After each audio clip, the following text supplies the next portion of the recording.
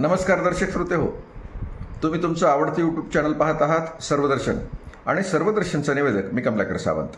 मंडळी, मागच्या एपिसोडमध्येचा एक प्रश्न विचारण्यात आलेला होता की फटाक्यापासून होणारे दुष्परिणाम टाळण्यासाठी काही उपाययोजना करता येईल का.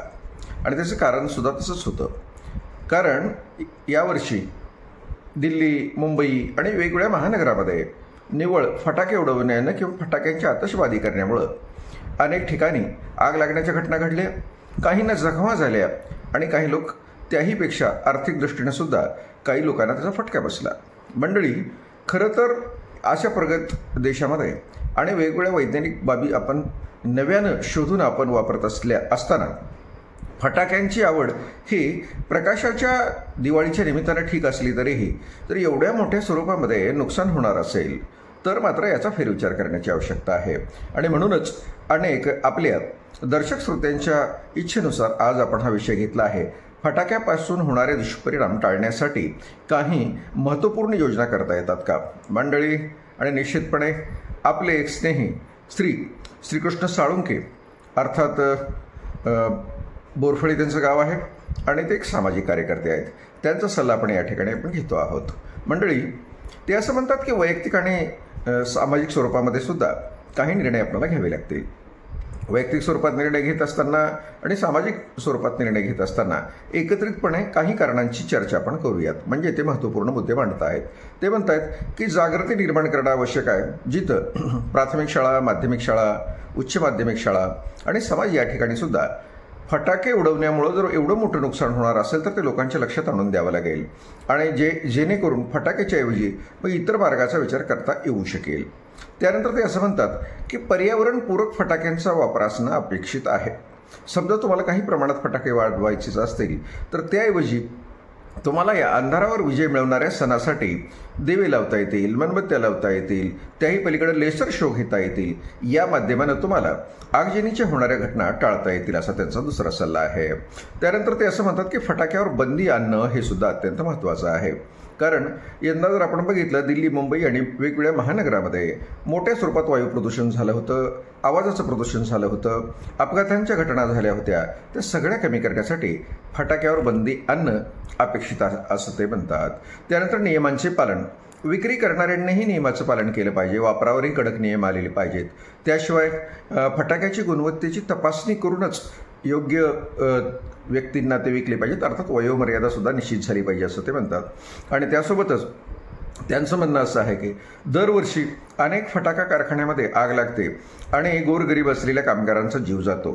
त्याही ठिकाणी काय करावं लागेल आणि कोणत्या स्वरूपात त्यांचे जीव वाचवता येईल या संदर्भातली चर्चा होणं अपेक्षित आहे. असे नियम पाळणं आवश्यक आहे आणि त्या नियमांचा वापरसुद्धा होणं आवश्यक आहे. तर सुरक्षेचे उपायसुद्धा ते असं म्हणतात की जसे प्रौढ व्यक्तीच्या माध्यमाखालीच फटाके उडवावे, आग लागणार नाही याची दक्षता घ्यावी.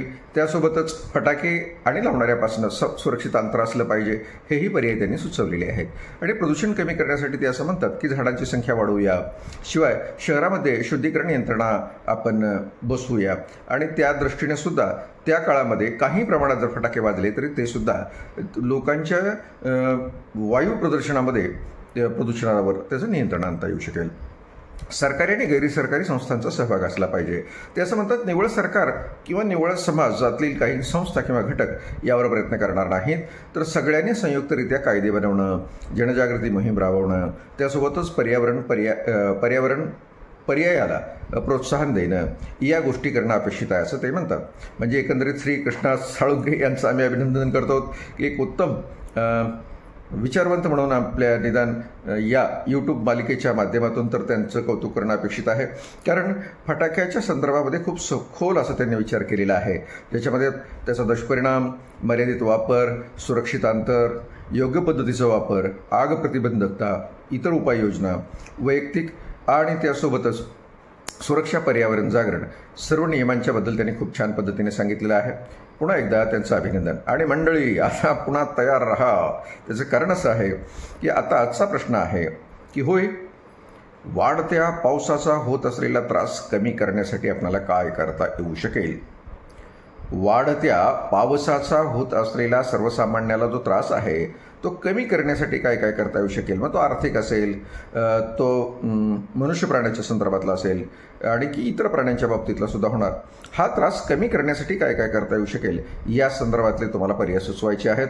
आम्ही पुढच्या एपिसोडमध्ये बघतो. आज हा एपिसोड क्रमांक 9 बंद करत असताना, थांबवत असताना माझी विनंती आहे तुम्हाला, अद्यापही जर आपण आपल्या सर्वदर्शन या यूट्यूब चॅनलला सबस्क्राईब केले नसेल तर विनंती आहे, कोणताही एक व्हिडिओ तुम्ही पाहिल्यानंतर सर्वप्रथम सर्वदर्शन यूट्यूब चॅनलला सबस्क्राईब करा, त्यातले काही व्हिडिओ पहा, आवडले तरच लाईक करा आणि लाईक करता करता ते शेअरसुद्धा करा.